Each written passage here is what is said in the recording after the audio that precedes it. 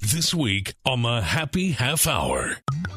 He was getting better. The progress was steadily going in one direction, but the increments were very small. Sunday, he took a huge jump. The game he played in Germany compared to the game he played here on Sunday, it was two different sports. I mean, it was, Trevin Wallace said it. That was Alabama, Bryce. Touchdown, Carolina! It's time for the Happy Half Hour, presented by Southern Star, an official bourbon of the Carolina Panthers. Here are your hosts, Darin Gant and Kassidy Hill. Hello, friends. Welcome to this week's Happy Half Hour. I got to tell you, you missed the show within the show. We might have to have Podcast Matt splice in the director's cut with the bonus footage. I don't like this. It's making fun of me. We'll treat this like a Burt Reynolds, Dom DeLuise movie. The blooper reel at the end. We got, there are just things Kassidy, bless her heart, does not know yet. And it's not her fault. She's just young. So anyway, this is the Happy Half Hour presented to you by Southern Star, an official bourbon partner of the Carolina Panthers. Celebrate the spirit of the Carolinas. And my friends, we almost, all of those people in the stadium the other day, almost had something big to celebrate, didn't they? When they kept getting a chance for a 2-point conversion and it got moved up to the 1-yard line, I looked at the guy sitting next to me and I was like, are we about to win this game? But alas, you forget Patrick Mahomes is on the other side and he does Patrick Mahomes things. But what a game. What a great football game. Yeah. It was just an entertaining, well-played game from beginning to end. And I was joking half joking last week when I said this, and I mentioned to Suzuki in the pregame show, I said, you just got to kind of unburden yourself of expectations. You kind of go in, and you don't know. I mean, there was no empirical reason for that game to turn out the way that game turned out. Right. Kansas City Chiefs are 9-1. They got Patrick Mahomes, Andy Reid, and a top 5 defense. Carolina Panthers are 3-7 and struggled to beat the Saints and the Giants the last 2 weeks. That one shouldn't have gone the way it went. Right. But the amazing thing about that is, that game contained multitudes, because the easiest thing to do, and the easiest thing for Dave Canales and Bryce Young to grab hold of would be, dang, we almost did that. Right. That was awesome, and we almost did that awesome thing. But the reaction from those guys was, we got to get that one in the future. Yeah. And both of them in the aftermath of the game, that was kind of the consistent message of, if anybody was thinking about moral victory, they were heading that off at the pass. Yeah. I believe it was Icky who said yesterday when we were talking to him on Monday, we all play in the same NFL. Like, we've got to win that. And that's just a good reminder. And that's what we're here for, to kind of to dap up and say, hey, let's look at the good parts and this and that and the other. But in that locker room, throw the record out the window. We're all in the same NFL. We're all one of 32 teams. Right. We should be able to go out there and finish that off. Right. But there is still something to be said about going toe-to-toe with the defending Super Bowl champs, 2-time MVP, like you said, a top 5 defense. And I think a lot of what went well on Sunday, players told us that Bryce Young gave a speech after the game, which is not all that common. So it kind of stood out just that he did that. And J.C. Horn said that Bryce said, this wasn't a fluke. This is who we are, and we can win these games. And that he was right. Like, it wasn't like, oh, they just had some weird things break their way to keep that game close. They played their way into keeping that game close. And a lot of what went well were things that you have seen them building on to this point and trying to address and working on and getting better at. The things that didn't go well are the things that they've been pretty open about need to get better. And you kind of saw a clear line of demarcation the other day. Like, these are the things we're doing well. Keep building on that. These are the things that we need to bring along to kind of get us over the hump to win those sort of games. Right. And that's one of the things, and I've been thinking about this a lot in the last couple of days, because overthinking things is a thing I do. No. The Carolina Panthers did things that they hadn't been doing. I think that was, to me, when we look back at that game a year from now, if the situation is very different with this team, if this team's something other than 3-8 going into the last 6 games of the season, I think we're going to look back on that game as normally for the Carolina Panthers to have a chance to win that game, Chuba Hubbard's got to run for 125 or 150. The defense has got to get a bunch of stops beyond what you think they're going to do. And they've got to, kind of bottle things up a little bit, keep Patrick Mahomes in front of them. They did things that were out of character. Bryce Young was throwing passes that we haven't seen him throw, or at least haven't seen him complete all season. Yeah.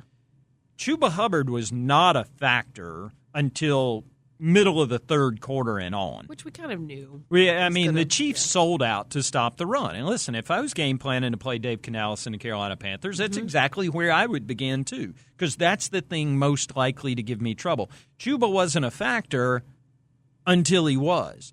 The defense was getting strafed early on. They allowed the Chiefs to score 5 straight possessions.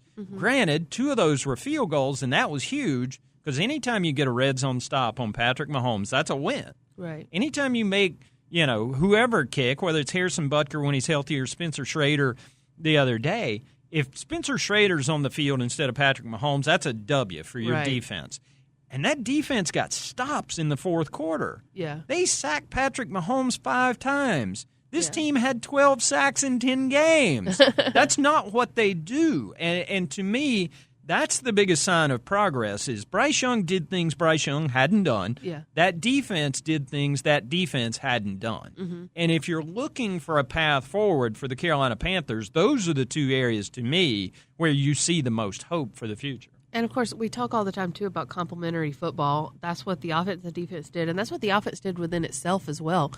They were able to run Chuba more in the second half because the Chiefs had to start dropping back and protecting the pass more. Because of what Bryce did in the first half. Bryce was hitting people. Right.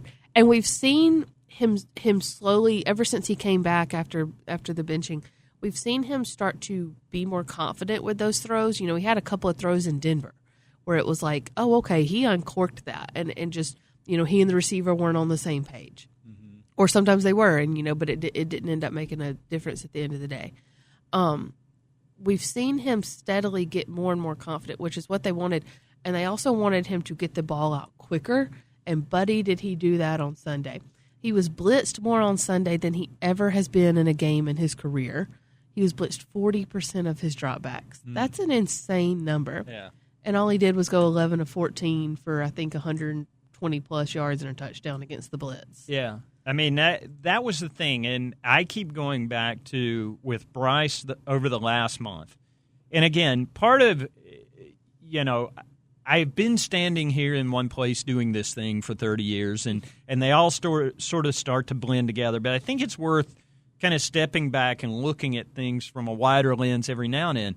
If Andy Dalton doesn't get hit by a car on a Tuesday before we go to Denver, none of this happens. Yeah. There was no indication that anything other than Andy Dalton playing out the season was going to be what happened for the Carolina Panthers. So if not for a traffic accident on a Tuesday, Bryce doesn't get back on the field. And since then, the progress, and you can't see this, but this, go theater of the mind with me. I'm holding my fingers just a little bit apart, like a finger's width apart.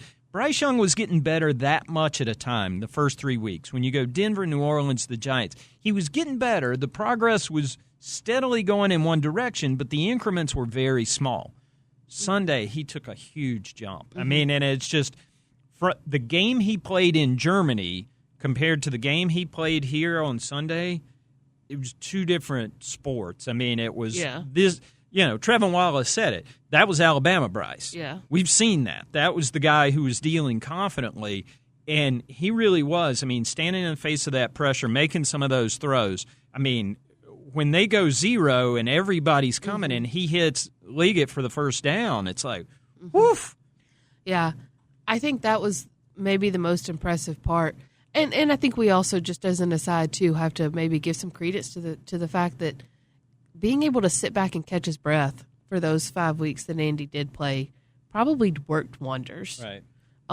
Just being able to focus purely on the game, but the playbook, and practice without necessarily having to, I don't want to say worry about the game because he was still prepared. You never know what's going to happen when you have to step in.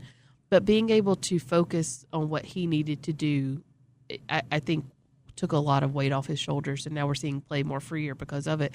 But to your point, I mean, you look at, for example, that Green Bay game last year where he technically had his best statistical game. Right. That he still had more yards in that game than he did on Sunday. Mm-hmm. But that was a lot of running for his life and dumping it off, and had the advantage of playing against a defense that wasn't there to cover things. What a wonderful way of saying that. Something came up the other day, and somebody said, that's a real writer way to explain that, and I think that's another example of that. You described the Packers' defense accurately there. They weren't there to cover things. Right. But then you see on Sunday, I mean, he had a conversion to Adam Thielen. I think it was a third or a fourth down conversion. I mean, the guy was draped on him. He got a PI call as well, a DPI call, but that ball was perfectly placed to Thielen. And he was not scared to kind of put it over there and let his guy make a catch. He had a play to Leggett down the right sideline at one point that was not the one that Leggett dropped, but this one was a conversion as well. It got him down close to the red zone. And he threw that ball. He never left the pocket. Mm-hmm. And there was a blitz coming. He knew it was coming. He saw it. He never left the pocket. He stood in there. He delivered that ball as he took a massive hit. I don't know if he makes those plays a year ago. I don't know if he makes those plays 2 months ago. Yeah, I mean, and it's fair to ask. And again, I try to take the longer view of these things. Playing quarterback in the NFL is really hard. There's a reason Andy Dalton's good at it. He's done it for a long, long time. Bryce has done it for a very short amount of time. And because we have this tendency now in our modern culture to every day is a referendum on forever. And so whatever it is right now is the thing everybody assumes it has to be. And after the way last year went, everybody assumed Bryce is always going to be bad at football. Mm-hmm. Everybody assumed that C.J. Stroud's always going to be great at football. Early this year, Caleb Williams has 4 or 5 good games, and they're like, oh, my God, look at Caleb Williams. Yeah. Now, there's this thing called regression to the mean, and people start to – it takes time for people to become what they are. Mm-hmm. And I think Bryce is still very much in the – evolution of his own game. And I also don't want to get caught in the trap of assuming Bryce is always going to look like this. Right. In anybody's season, there are high points, low points. That's why I like averages.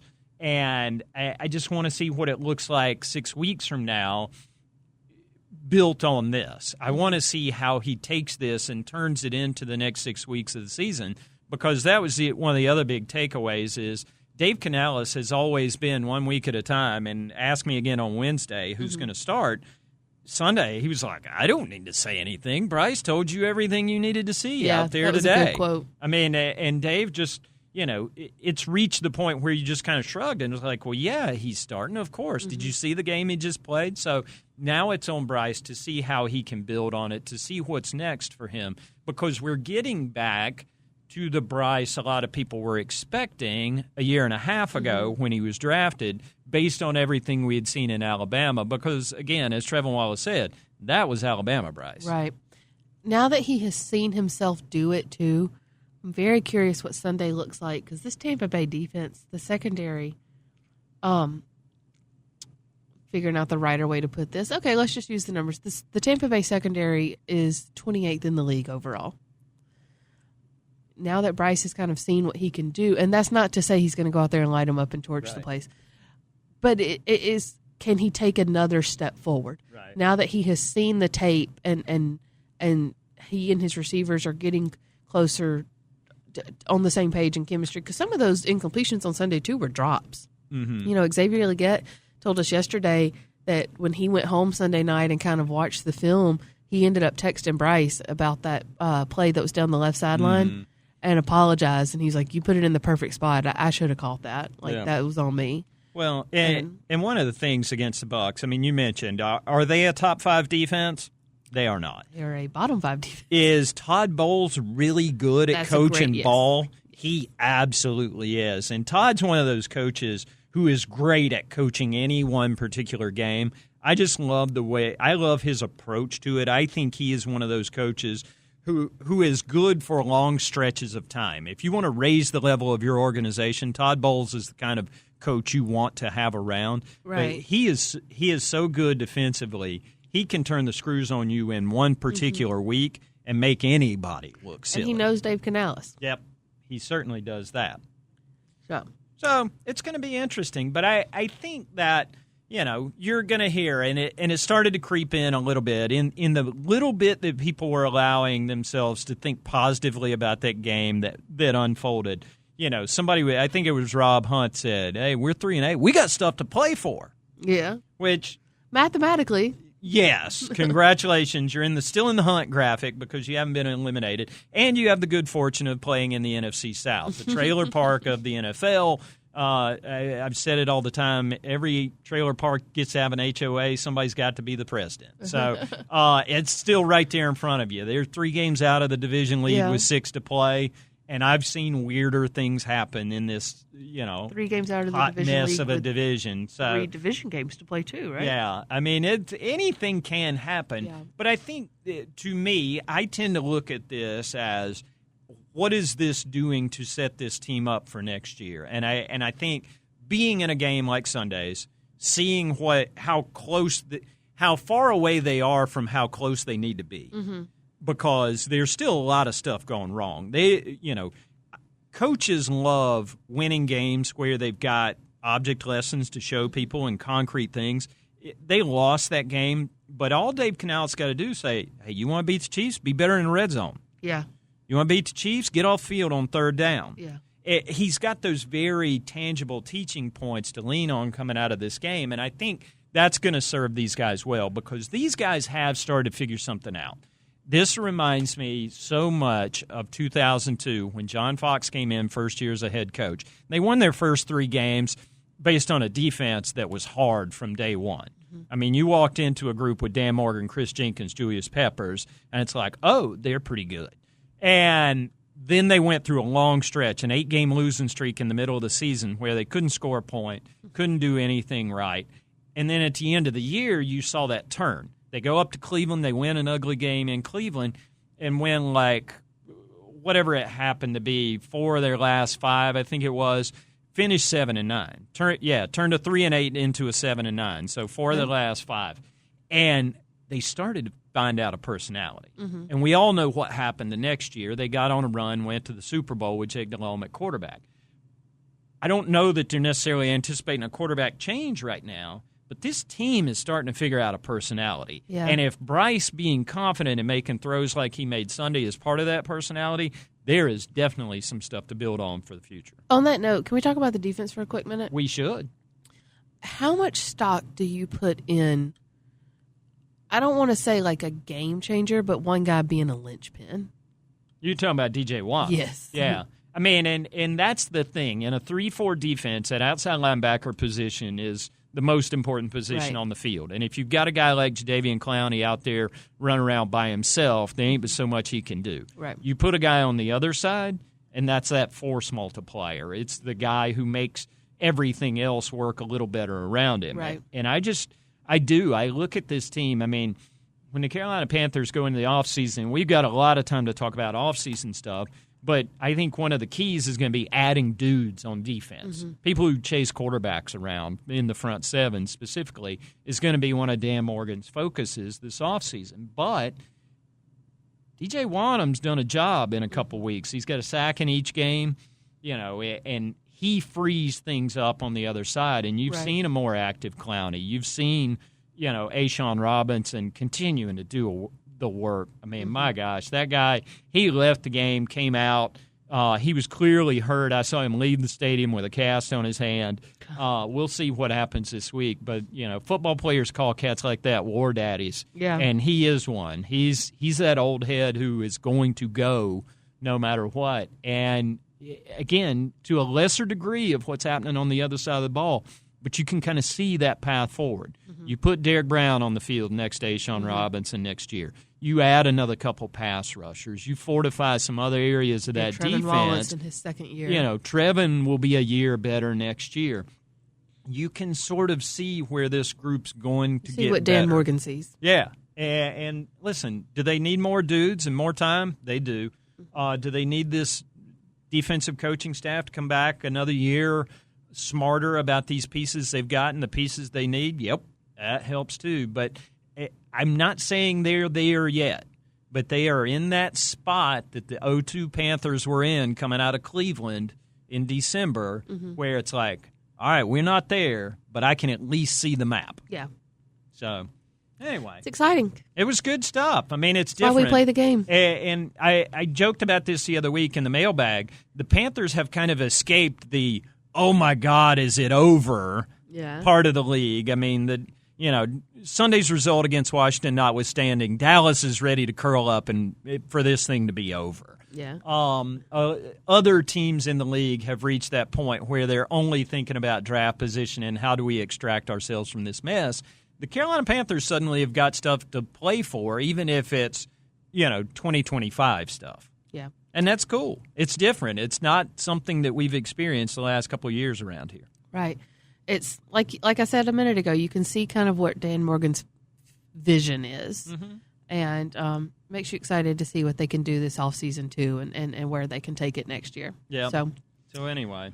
Darin, I guess you could say they have a lot to be thankful for. They have a lot to be thankful for. And there's our segue. It's Thanksgiving week, everybody. And what is your favorite Thanksgiving side? My favorite Thanksgiving side. There is a correct answer. Well, I celebrate the entire catalog of Thanksgiving. It's my absolute favorite holiday. I hate Halloween. I got no business with it. I don't care for the people who go straight to Christmas after Halloween. Wow, shots fired. I want a month of gratitude. It's kind of my thing. I get your people around you, eat a bunch of food, do things that make you happy, help other people as you can. That's kind of my aesthetic at this point in my life. So I just love everything about Thanksgiving. I love green bean casserole. I love those sausage and cheese biscuits my mom makes out of 3 ingredients, Bisquick, sausage, cheese, that we eat before we eat. Does she make them as biscuits or as sausage They're little puffs? balls. Little Yeah. balls, about smaller than a golf ball, so you can eat a whole bunch of them My before grandma you makes eat a a whole bunch of those for everything breakfast. else. Yeah. So, I mean, I love everything about it. My sister-in-law makes this weird wild rice thing with cream of something soup and green peppers in it. It's great. The whole thing. I mean, I just love – mostly I like having my people around me. Yeah. I mean, that's the key. But I dig, and I think it's a perfect complement to everything else on the table, cranberry sauce out the can. Because it even gives you lines so you know how to cut it. I mean, everything's right there for you. They've even given you instructions with this food product. So it don't look like much, but I think it's perfect because it's got that sweet tart complement to all this savory deliciousness that hits your plate. Right. I do love cranberry sauce. I grew up eating it out of a can, and then I spent about 10 years while working as a sports reporter. I also worked at a bed and breakfast in Gainesville, Florida, and nothing came out of that kitchen that wasn't homemade. And once you've made homemade cranberry sauce for about 7 or 8 years and you've tasted that, it's hard to have anything else. I hear you, and I've had that, and I appreciate it. But I just like there is something solid and stable and predictable about that can of cranberry. That I like certainty this time of year. So if I know I can open that can, hear that come out on one end, cut it along those lines, and I know exactly what I'm going to get. The correct answer, though, is sweet potato casserole.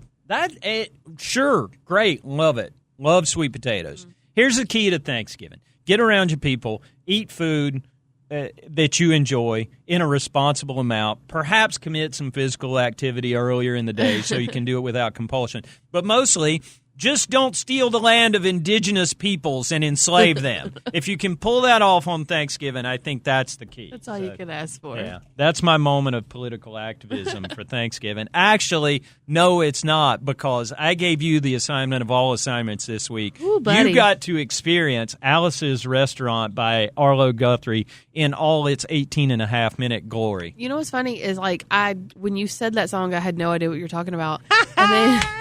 And then it was playing. I was listening to it in the car, and it got to the first little You can have anything you want at Alice's restaurant. And I was like, I know this song.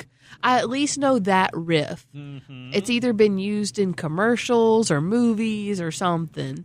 And so I knew that little riff. It was definitely entertaining. It's not one that I would listen to over. I'm a big, if I find a song I like, I'll listen to it 7 times in a row in the car. Yeah. That's one that I'm obviously probably not going to do that with just because who has that kind of time. You need to make time for Alice's. Just drive around. I got to get a full tank of gas and then drive around and listen to it 7 times. But it was definitely entertaining. I liked the story. I liked how it really took us on a ride and then came back to the beginning. It could have been half the time if he didn't repeat everything 17 times. Maybe, but that was fun. That was part of the fun. You're starting to get a window into my soul here, because if you listen to that song carefully, there are lines in that song that have become part of the Darin Gamp vernacular. Okay. When he talks about how Officer Obie, there were a couple of things that could have happened. He could have brought him down to the station and given him a medal and thanked him for how brave and honest they were. And he says, but that wasn't very likely, and we didn't expect it. Yeah. That's a thing that just now falls out of my mouth when I'm talking about things.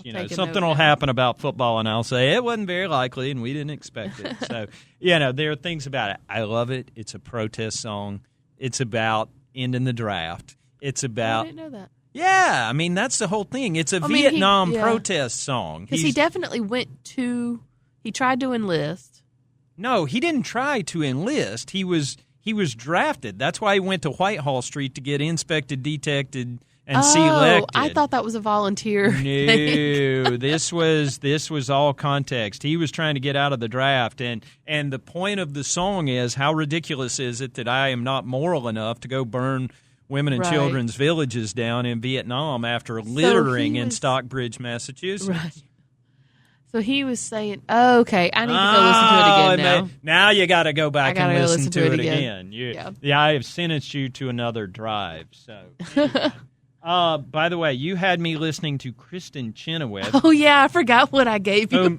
Who I find delightful, by the way. She's just so fun. You might not peg me as a show tunes kind of guy, but I like a show tune every now and then. And she is amazing to me. She's like the Steve Smith of singers. It's hard to believe anything that big comes out of something that little. She has got a gigantic voice. She's an incredible performer. And Taylor the Latte Boy is a cute little song. Well, that was fun. Yeah, it was fun. It was nice. And while I got down, one of the things happens to me when I tend to listen to a lot of music on YouTube. Mm-hmm. And so it gives you the next thing. Yeah. And I saw a response to this from the perspective of Taylor the Latte Boy. And it was basically, get this crazy woman away from me. I need a restraining order, which I find cool because it flipped that story on its head. So. Yeah, that's a fun one. And the first guy that ever did it, he was a comedian. He did it as part of his stand-up, and he put on a Starbucks apron to do it. So, yeah, it was cute. So, but I sing that song to myself a lot when I go in Starbucks. Yeah, there you go. What you got for me this week? What am I listening to on my Thanksgiving break? Question mark. We're gonna just do it. I've been holding this one. I've been thinking about it, and I've been slightly hesitant because I know that's a lot of build up. What you're gonna say, but we're about to get into a very happy time of the year, so let's just get this last sad one out of the way. Oh boy, because you need to do it. This was listed as Rolling Stones. Rolling Stones said this will be one of the top 100 songs of all time when it's all said and done. Your good friend Rob Demoski laughed at me when I said that, and then he went and listened to the song, and he came to me the next day and said, you were right. And I said, okay. All right, what you got? All Too Well. Mm-hmm. Taylor's version. 10-minute version. 10 minutes. See, this is payback for making you listen to Alice's Restaurant. Now you got to listen to it again now that you know what it's actually about. You have to make sure you're listening to the 10-minute version. All right. Fair enough. Well, since you're doing that, it's Thanksgiving. There are things. There are a couple of cultural signifiers for me when I get to Thanksgiving week. Number one is I'm going to listen to Alice's Restaurant 7 or 8 times in my car, even if I have to drive around extra to do it. I used to torment the kids. I'd say, give me the aux cord. I only want to hear one song, and I'd listen to that. And they would squall, so I'd listen to it again. Maybe that's why they don't ride around with me anymore. But the other one that it's just a staple of this week for me, is The Last Waltz. The band is the greatest American band, even though only one member of the band was American. That would be, of course. That's the name of the band? Yeah, the band. Levon Helm was the drummer and the cornerstone of the band. It's the greatest American band, even though everybody other than Levon in the band was Canadian. Their last show was captured by Martin Scorsese for the movie The Last Waltz. Okay. They brought in an all-star cast of all their friends. Eric Clapton was there. Bob Dylan was there. Neil Young, Joni Mitchell. A star-studded cast was there. But The Last Waltz is the concert itself was on Thanksgiving night at the Winterland Ballroom in San Francisco in 1976. So I just have always associated The Last Waltz with Thanksgiving. Friday night, here's a PSA, Friday night at the Visualite Theater here in lovely Elizabeth. Josh Daniel and friends do an annual Last Waltz tribute show that me and my smart friend Kelly, smart friend Dan, and some other friends will be in attendance for. It's a great time. And coming down the stretch of that show, coming down the stretch of the movie, two of the last three songs you're going to hear are Forever Young by Bob Dylan. That song under that name's been recorded by a lot of different people, different songs, but the Bob Dylan Forever Young with the band from The Last Waltz. Look it up on the YouTubes. And then they close the show with I Shall Be Released. And when you think about the band and the scope of their career, what Robbie Robertson and Levon Helm were able to do together as musicians, along with an incredible band. I mean, I could go on and on all day about Garth Hudson and Rick Danko and the boys. And it was just an incredible band. And to see it all come together in that way, captured in the way Martin Scorsese captured it, was just moving, for lack of a better word. I associate it with Thanksgiving and all good things. So I am a complete sucker. It's a miracle I don't start crying every week, every year during Thanksgiving, because I love it that much. I mean, I just think that's the holiday. These are the people we're supposed to be in life. So let's go be it. You know what my favorite part about Thanksgiving is? Tell me. Watching the old WKRP turkey drop video. As God is my witness, I thought turkeys could fly. Me and my dad and my uncles, we are the only ones in our family that find it funny. My cousins think we're ridiculous, but it is. And my dad and his brother can quote the entire thing from beginning to end, and they do every year around this time. My dad will hitting the ground like sacks of wet cement. Not since the Hindenburg tragedy. My dad will call me on Thanksgiving Day to recite it to me, and then he'll hang up the phone. That's amazing. I love that about the Hill family. That's amazing. So she knows WKRP, a sitcom from the 70s. I know that scene. And yet she doesn't know this. We'll play you out with Podcast Matt going back to the clips from the beginning of the show, the blooper reel of things Kassidy Hill does not know. La, la, la, la, la, la, la. Hello, my baby. Hello, my honey. Hello, my ragtime. Is that a Hooters song? No, that's Michigan J. Frog from Looney Tunes.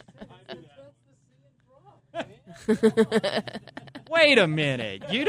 We almost have to leave that in at the top of the show. It's, what are we doing? Kassidy, sweetheart. Were you even recording? Oh. That's great. We'll drop that in. Bonus cuts, the director's cut of the Happy Half Hour. Oh, boy. On that note. Have a great Thanksgiving, everybody. Go be around you people. Help where you can. We'll see you next week on the Happy Half Hour.